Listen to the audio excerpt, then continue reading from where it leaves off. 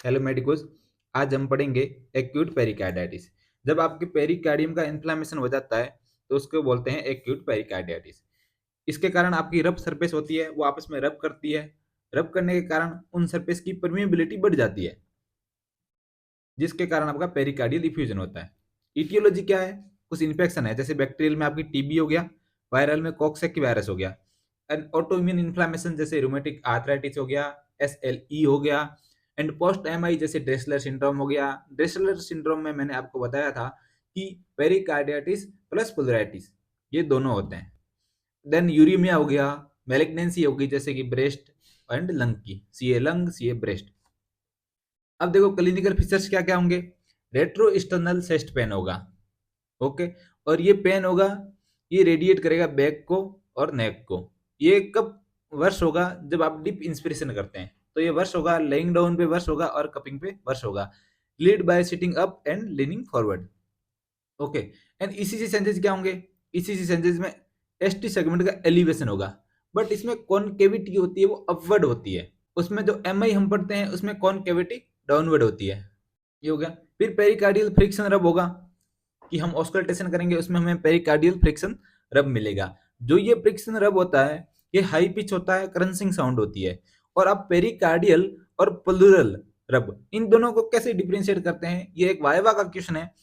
इसके लिए हम क्या करते हैं, पेशेंट को इंस्पिरेट करने का बोलते हैं और ब्रीथिंग को होल्ड करने का बोलते हैं।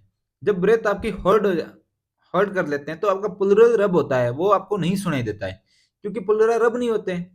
क्योंकि लंग एक्सपेंड नहीं हो रहे तो प्लूरा के साथ कांटेक्ट में नहीं आ रहे, तो उनकी प्लूरा जो विसरल है और पैरेटल प्लूरा है वो आपस में रब नहीं हो रहे, तो वो आपकी साउंड बंद हो जाती है। लेकिन हार्ट तो हमेशा धड़कता रहेगा, तो उसकी साउंड बंद नहीं होती है। तो प्लूरल रब आपके ब्रेथ होल्ड के कारण बंद हो जाता है, लेकिन पेरिकार्डियल रब आपके ब्रेथ होल्डिंग के कारण बंद नहीं होता है। देन इन्वेस्टिगेशन देखो, आप ईसीजी करवाओगे, वो आपकी डायग्नोस्टिक होती है। ईसीजी में आपको क्या मिलेगा ऊपर मैंने बता दिया क्लिनिकल फीचर्स में, ठीक है। देन इकोकार्डियोग्राफी करवाओगे तो इकोकार्डियोग्राफी में क्या मिलेगा? हार्ट के सारा और आपका इफ्यूजन मिलेगा, तो पेरिकार्डियल इफ्यूजन मिल जाएगा। ईएसआर सीआरपी बढ़ जाएगी, क्योंकि आपका जो इन्फ्लेमेटरी रिएक्शन है इसमें सीआरपी बढ़ जाती है। देन सेक्स्ट एक्सरे करवा सकते हैं, उसमें भी आपको इफ्यूजन मिल सकता है। देन ट्रीटमेंट क्या है? तो ट्रीटमेंट की मैं आपको ट्रिक बता देता हूँ। पेरिकार्डिटिस, पेरी मतलब पेरिस, तो Paris call India as soon as possible. जब पेरिस को जरूरत पड़ती है इंडिया की तो वो जल्दी से जल्दी इंडिया को कॉल करता है, ओके। तो पेरिस मतलब पेरिकार्डाइटिस, कॉल मतलब कॉलसिसिन, इंडिया मतलब इंडोमेथासिन, और एज सुन एज पॉसिबल मतलब एस्पिरिन, एएसपी। एस्पिरिन कितनी देते हैं? 600 mg क्यूआईडी देंगे। इंडोमेथासिन कितना देंगे? 50 mg टीआई देंगे।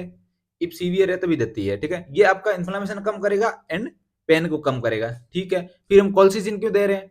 कॉलसिसिन आपके रिक्रेंस को रोकेगा, क्यों? क्योंकि लिकोसाइड की एक्टिविटी कम कर देगा, जिसके कारण इन्फ्लेमेशन कम होगा, ठीक है।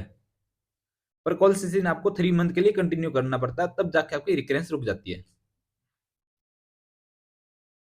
अब स्टेरॉइड हम नहीं देते हैं, अवॉइड करते हैं। अगर ऑटो इम्यून है तो स्टेरॉइड दे सकते हैं, पर इनिशियली हम अवॉइड करते हैं कि हमने ऑटो इम्यून समझ लिया और वो बैक्टीरियल हुआ तो वो तो फ्लेयर अप कर जाएगा और बढ़ जाएगा। देन आपकी टीबी है उसके लिए एटीटी देंगे। एंड और एक कॉम्प्लिकेशन होती है कार्डियक टेम्पोनेट, क्योंकि पेरिकार्डियल इफ्यूजन हो जाएगा तो कार्डियक टेम्पोनेट हो जाएगा। उसके लिए हम क्या करते हैं? अर्जेंट पेरिकार्डियोसेंटेसिस। और क्रॉनिक रिलैप्सिंग और पुरुलेंट है तो हम एंटीबायोटिक प्लस पेरिकार्डियोसेंटेसिस ये कर सकते हैं। अब कॉम्प्लिकेशन क्या होती है आपकी? एक्यूट पेरिकार्डाइटिस, एक तो पेरिकार्डियल इफ्यूजन होगा, कंस्ट्रक्टिव पेरिकार्डाइटिस होगा और कार्डियक टेम्पोनेट भी हो सकता है। तो चैनल को सब्सक्राइब जरूर करें।